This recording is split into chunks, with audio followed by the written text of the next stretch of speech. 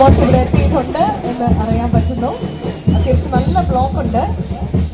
So ദയവായിട്ട് റോഡിന്റെ ഒരുങ്ങാണ്. ഏത് മാസത്തില്? ഫെബ്രുവരിയിലാണെന്ന് തോന്നുന്നു.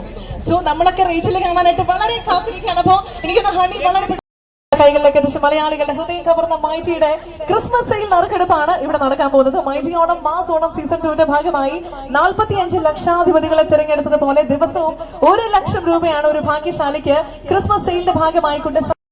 അഞ്ചാമതായി TV ലഭിക്കുന്ന ഭാഗ്യശാലിയുമാണ് നമ്മൾ നറുക്കെടുപ്പിലൂടെ തിരഞ്ഞെടുക്കാൻ പോകുന്നത്. അങ്ങനെ ഗംഭീര സമ്മാനങ്ങൾ എടുക്കാൻ പോകുന്നു.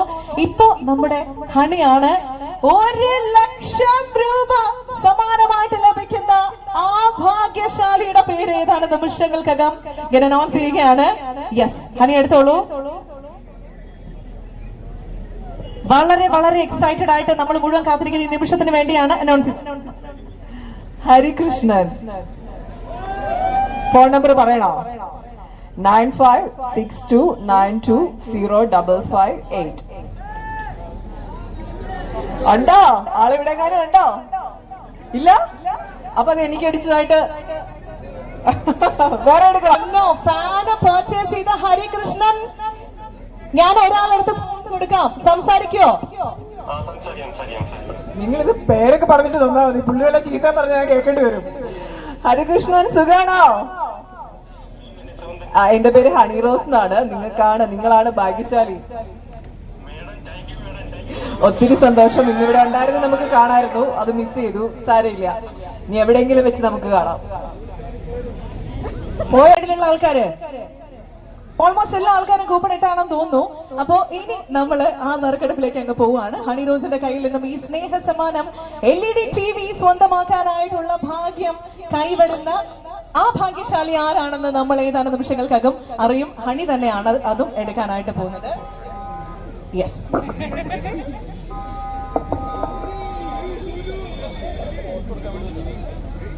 യെസ്. സോ മറ്റൊരു കാര്യം, നമ്മൾ ഇവിടെ ഉള്ള ആൾക്ക് മാത്രമാണല്ലോ ഇത് കൊടുക്കുന്നത്, അല്ലെ? അങ്ങനെ ഒരു പ്രത്യേകത കൂടിയുണ്ട്. സോ അത് കൊച്ചു ഗോവിന്ദൻ ഹണിയുടെ കയ്യിൽ നിന്നും കലക്കൻ LED TV ആണ്. വീട്ടിൽ TV ഉണ്ടോ? LED TV ഇല്ലാത്ത വീട്ടിലേക്കാണ് LED TV പോകുന്നത് കേട്ടോ. ആ ഒരു വലിയ സന്തോഷം കൂടിയുണ്ട് ഈ വേദിയിൽ വെച്ചോണ്ട്. ചേട്ടന്റെ വീട്ടിൽ LED TV അല്ല ഉള്ളത്. ഒത്തിരി സന്തോഷം. ഞാൻ മൈജിയുമായിട്ട് അസോസിയേറ്റ് ചെയ്യുന്ന എനിക്ക് തോന്നുന്നു ഒരു 2015 ശേഷമാണെന്ന് തോന്നുന്നു, അല്ല 2012 ശേഷമാണെന്ന് തോന്നുന്നു. എന്തായാലും ഒത്തിരി വർഷത്തെ ഒരു സ്നേഹബന്ധം മൈജി ഗ്രൂപ്പുമായിട്ടുണ്ട്. അതേപോലെ തന്നെ എനിക്ക് തോന്നുന്നു മൈജി ഫ്യൂച്ചറിന്റെ ഏത് ഷോറൂം ഇനോഗ്രേറ്റ് ചെയ്താലും ഏറ്റവും സ്പേഷ്യസ് ആയിട്ടുള്ള ഷോറൂം തന്നെയാണ്. പക്ഷെ ഞാൻ ചെയ്യുന്നതിൽ ഏറ്റവും വലുത് ഇതാണെന്നാണ് എൻ്റെ ഒരു തോന്നൽ. കാരണം എല്ലാവിധ ഡിജിറ്റൽ ഗാഡ്ജറ്റ്സും ഹോം അപ്ലയൻസസും കിച്ചൺ അപ്ലയൻസസും ഇവിടെ അവൈലബിൾ ആണ്. അവിടെ ഇങ്ങനെ നമ്മൾ റൗണ്ട് ചെയ്യുമ്പോൾ കാണാൻ പറ്റും 40%, 45%, 50% ഒക്കെ ഡിസ്കൗണ്ട് ആണ് ഇട്ടേക്കുന്നത് ഓരോ പ്രൊഡക്ട്സിനും. ഈ ഒരു ക്രിസ്മസ് ന്യൂ ഇയർ സീസൺ പ്രമാണിച്ച് ഭീകര ഡിസ്കൗണ്ട്സിലാണ് കൊടുക്കുന്നത്. നല്ല ഓഫേഴ്സും ഉണ്ട്. അതേപോലെ തന്നെ ഇനോഗ്രേഷൻ ആണ്. അപ്പൊ ഈ ദിവസങ്ങളൊന്നും ഒരിക്കലും നിങ്ങൾ മിസ് ചെയ്യരുത്. വീട്ടിലേക്ക് എന്തെങ്കിലുമൊക്കെ, എനിക്കൊന്നും ഉപ്പ് തൊട്ട് കർപ്പൂരം വരെ എല്ലാ സാധനങ്ങളും ഇവിടെ അവൈലബിൾ ആണ്. എന്തെങ്കിലും വാങ്ങിക്കാൻ താല്പര്യം ഉണ്ടെങ്കിൽ ഇപ്പം ധൈര്യമായിട്ട് കയറി വാങ്ങിച്ചോളാം. പിന്നെ മൈജി കെയർ എന്ന് പറഞ്ഞൊരു സെപ്പറേറ്റ് ഒരു സെക്ഷൻ തന്നെയുണ്ട്. നമ്മുടെ മൊബൈൽ ഫോൺ, അത് എന്തായാലും എന്ത് എക്യുപ്മെന്റ് ആയാലും ധൈര്യമായിട്ട് നിങ്ങൾക്ക് അവിടെ എന്തെങ്കിലുമൊക്കെ റിപ്പയറോ കാര്യങ്ങളൊക്കെ വരികയാണെങ്കിൽ ധൈര്യമായിട്ട് കൊടുക്കാം. ഒരു രീതിയിലും നമ്മുടെ ഡേറ്റാസോ ഒന്നും എവിടെയും പോവില്ല, നമുക്ക് കാണാൻ പറ്റും. അത്രയും സുതാര്യമായിട്ടാണ് എല്ലാ കാര്യങ്ങളും അവർ ഓർഗനൈസ് ചെയ്തേക്കുന്നത്.